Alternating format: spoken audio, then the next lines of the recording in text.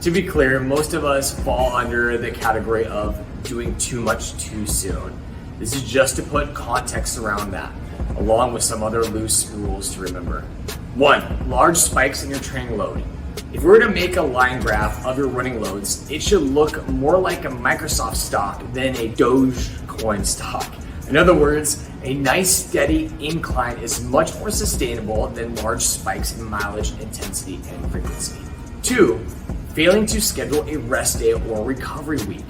Now, I realize that this is harder for some than others. If you're a competitive runner and feeling confident in your training, it can probably feel tough to take a week or even a day off. A recovery week does not mean you have to sit on your couch and do nothing. Just take a few days or a week to slow your runs down or focus on other training variables like some sort of cross training. Go for an easy hike, a swim, or pick a couple days to work on some resistance training or skill work. 3. Too much mileage too soon. It can be tough to find a sweet spot of how much mileage or time to increase your running on a weekly basis.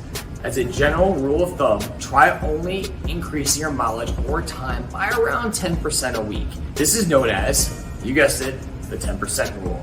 As with most running rules, there are indeed exceptions. If you're just starting out, only increasing your mileage by 10% may not be enough.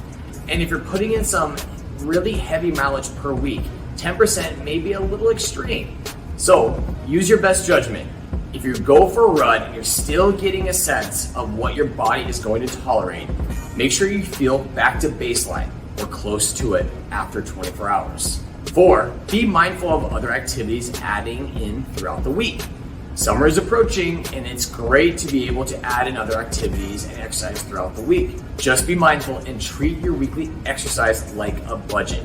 If you go for a random high-intensity interval workout with a friend or go on a hike, log that in as training throughout the week. 5. Not doing some sort of resistance training.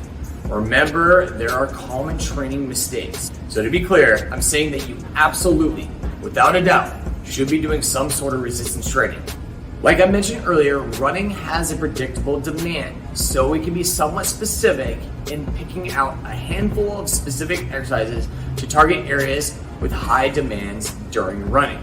We get a lot of questions about the importance of things like stretching and foam rolling, and in my humble opinion, and in the vast majority of the research on this topic, you should only spend time doing these things if you enjoy them and you have the time to spend on them. So, that said, if you have an extra 20 minutes outside of your run, that time would be much more well spent completing some strength exercises than it would foam rolling or stretching.